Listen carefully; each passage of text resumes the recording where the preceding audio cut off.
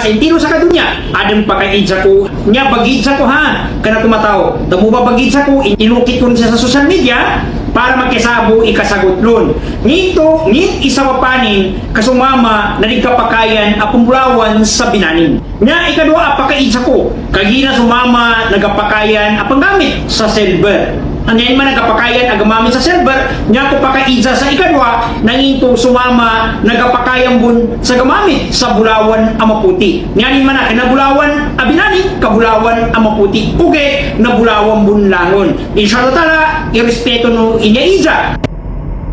Bismillahirrahmanirrahim. Alhamdulillahi Rabbil Alamin. Wassalatu wassalamu ala Rasulillah wa ala alihi wa sahbihi ajma'in. Amma ba'd.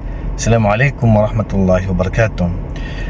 Sinint lang po sa akin ang video na to at alam ko sigurado ako nasagot na rin ito ng ibang mga maalam. So magbibigay lang tayo ng kasagutan din at dagdag na rin sa nakasagutan din sa katanungan na ito, kung pwede ba daw magsuot ng ginto ang kalalakihan, at kung kulay puti yung ginto, white gold, ay pwede rin po ba yun? Which is daw ang silver ay alam niyang pinahintulutan. Okay, sasagutin natin to.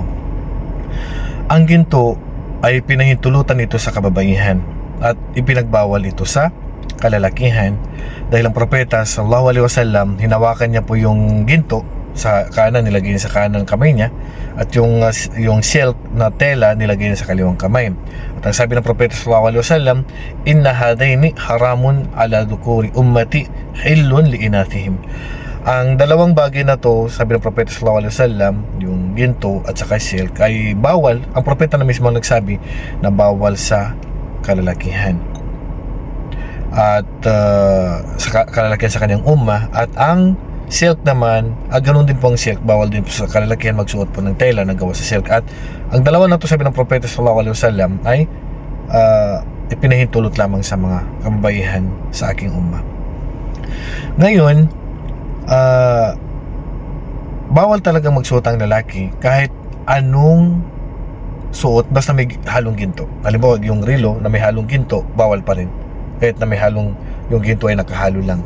Singsing na gawa sa ginto, bawal pa rin. Bracelet na gawa sa ginto, bawal pa rin.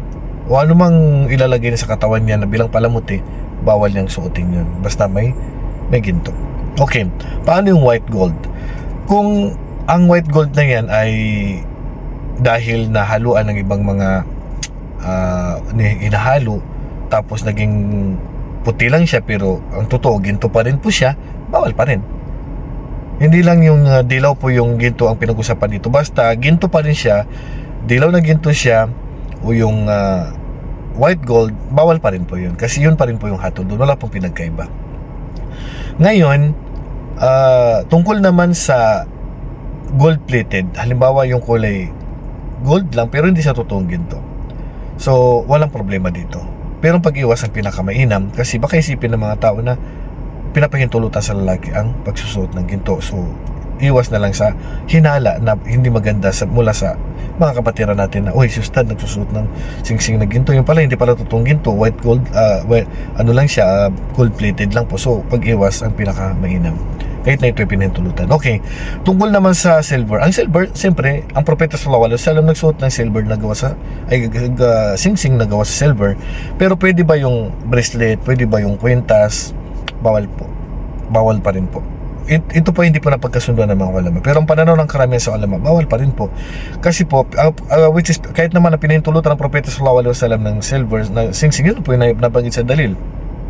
Pero yung bracelet, yung kwintas, ito po ay panggagaya po sa kababaihan dahil ang kaparaanan po ng pagbabracelet, pagkukwintas, paglalagay sa hikaw ay kaparaanan po ng mga kababaihan. Kaya iwasan po natin kasi papasok po tayo dun sa sinabi ng propeta sallallahu alaihi wasallam na la'an ng Rasul sallallahu alaihi wasallam ar-rijal al-mutashabbihin bin nisa. Isinumpa ng propeta sallallahu alaihi wasallam ang mga kalakihan na ginagaya nila yung mga kababaihan sa kanilang pananamit, sa kanilang mga palamuti. So iwasan din po natin kasi panggagaya po to sa mga kababaihan. So kung gusto mong magsuot ng silver, ano lang siya, yung singsing or yung relo. Okay? Pero yung bracelet, yung kwintas, iwasan po natin upang hindi tayo may halintulad sa mga kababaihan. So, pangkalahatan, alaman natin na nasa likod nito, hindi natin alam ay kailangan nating sumunod sa anumang ipinagutos at kailangan natin umiwas sa anumang ipinagbawal. Alaman natin o hindi natin alam kung ano ang nasa likod nito.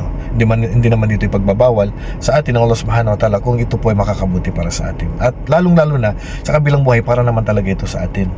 Kasi ang mga baso, ang mga plato na gawa sa ginto ay para lang ito sa kanilang mga hindi Muslim sa mundo. Pero sa kabilang buhay, ang mga kagamitan natin ay gawa po sa ginto po. So, yun po ay para sa atin kapag sa kabilang buhay na po. Ipagkalob nawa ito sa atin ng Allah subhanahu wa ta'ala. Wallahu a'lam wa sallallahu ala nabiyina Muhammadin wa ala alihi wa sahbihi ajma'in. Assalamu alaikum wa rahmatullahi wa barakatuh.